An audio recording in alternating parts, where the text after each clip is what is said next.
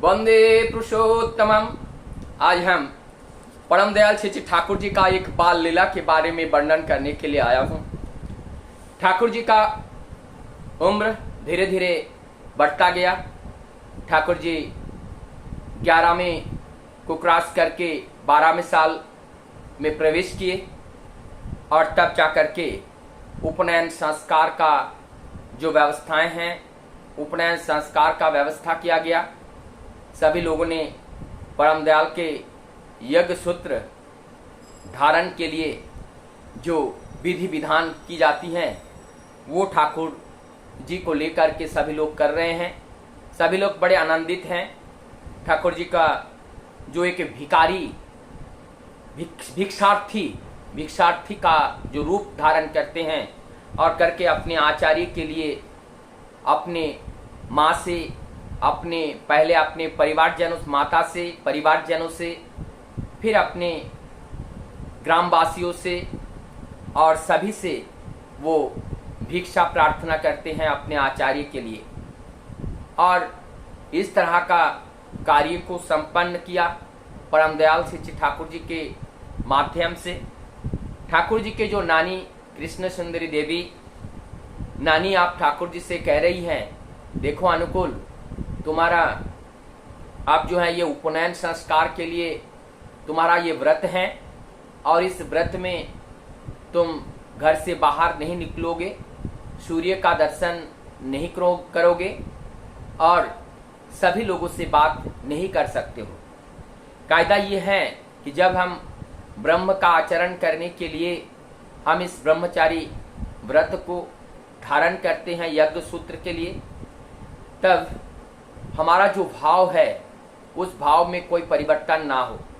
यहाँ पे दो बातें और आती हैं। साधारणतः वो तो अज है, वो तो सनातन है, वो तो सर्वज्ञ है, उनके पास कोई जानने के लिए कोई चीज़ नहीं है, ना उनके पास कोई और अलग से कुछ सीखने के लिए हैं, वो सर्वज्ञ हैं।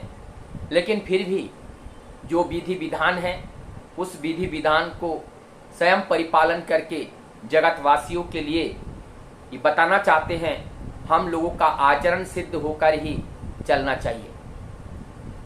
तब ये जो समय चुना जाता है उस समय हमारा जो प्रवृत्ति रूपी काम, क्रोध, लोभ, माया, मद, मत्सर्य, जो प्रवृत्ति का जो खिंचाव है, वो प्रवृत्ति का खिंचाव हमारे अंदर उत्पन्न होने से पहले, उस प्रवृत्ति का खिंचाव को जागरण होने से पहले हम इस उपनयन संस्कार को करते हैं, ताकि हमारा जो ब्रह्म भाव है उस भाव में किसी भी तरीके का स्खलन न आ पाए।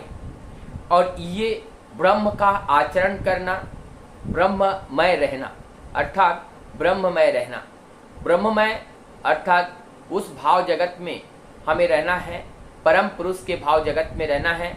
वहाँ पे हमारा मन इस भौतिक जगत के ऊपर से हमारी उस आध्यात्मिक जगत के ओर डूबो के रखना है। और ये हमारी जीवन का एक जीवनीय शिक्षा है और ये केवल एक दिन का नहीं, ये जो आचरण है हमारे संपूर्ण जीवन का आचरण का एक प्रतिज्ञाबद्ध होने का एक शुभ अवसर है, ये शुभ दिन है। और इस दिन हम आचार्य को अनुसरण करते हुए, आचार्य को, अपने आचार्य देवता को सर्वोपरि रखते हुए हम अपने जीवन को चलाने का प्रतिज्ञा करते हैं। हमें वीरवान बनना है, हमें ओजवान बनना है, हमें साहसी बनना है, हमें पराक्रमी बनना है। और जब तक हमें साहसी, पराक्रम, ओजवान नहीं बनते हैं तब तक हम धर्म या राज्य में प्रवेश करने का हमारा अधिकार नहीं होता है। परम दयाल श्री ठाकुर ने सत्तरण शरण में 22 वर्ष की उम्र में एक ही निशा में, एक रात्रि में जो पुस्तक लिखी गई और उसमें ठाकुर जी ने इस बात को उल्लेख किए हैं। विषय वस्तु को थोड़ा सा बदलते हुए, जो पहले जहाँ पे मैंने छोड़ा, अब कृष्ण सुंदरी देवी ठाकुर जी की जो नानी है, आप नानी कह रही हैं, देखो अनुकूल, तुम किसी नारियों का मुख दर्शन आप नहीं कर सकते हो। तो जब ऐसी बात कह दी, उस समय ठाकुर जी जहाँ पे हैं, बहुत से गांव के जो लड़कियां हैं, छोटी छोटी लड़कियां हैं, वहाँ पे बैठी हुई हैं और सबको ठाकुर जी आप कह रहे हैं तुम लोग जाओ जाओ जाओ, सब अपने अपने घर जाओ।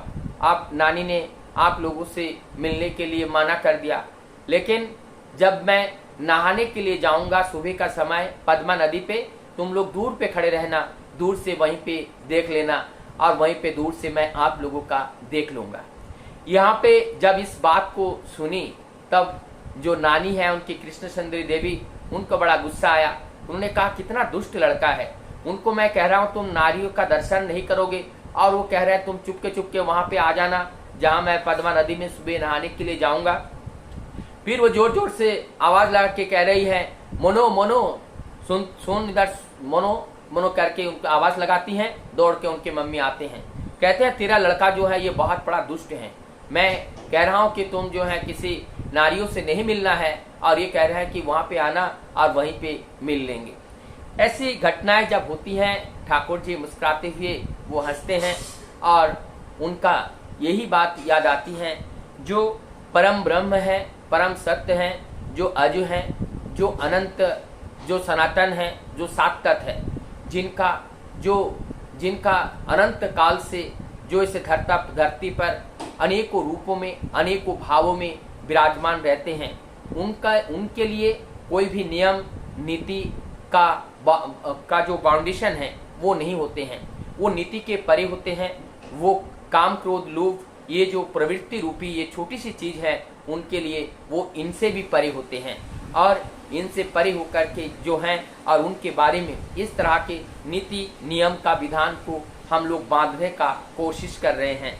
और परमदयाल भी सहजता के साथ उस बात को स्वीकार करते हुए अपने जीवन को वो आगे बढ़ा रहे हैं। तो यही है परमदयाल की लीला। उनका यज्ञ उपवीत धारण करते समय जो बातें अपने नानी से, अपने माता पिता से और परिवार के लोगों से जो घटनाएं हुई थी, उस घटना को याद करते हुए हम लोगों की स्मृति को थोड़ा ताजा किया गया, ताकि परमपिता का ये जो जितने भी लीलाएं हैं ये लीला सदैव हम लोगों को प्रेरणा देती रहेगी। अर्थात वो सभी, वो ब्रह्म अज्ञ होने के बावजूद भी, वो सर्वज्ञ होने के बावजूद भी और वो सभी जगत के मालिक के होने के बावजूद भी ये जो लौकिक कार्य जो है उस लौकिक कार्य को भी हम सब के लिए उनको करके दिखाना पड़ता है। आज उन्होंने वही किया और हम लोगों को दिखाया। ये हम लोगों के लिए लीला के रूप में अनंत काल तक प्रेरणा देती रहेगी। वंदे पुरुषोत्तम।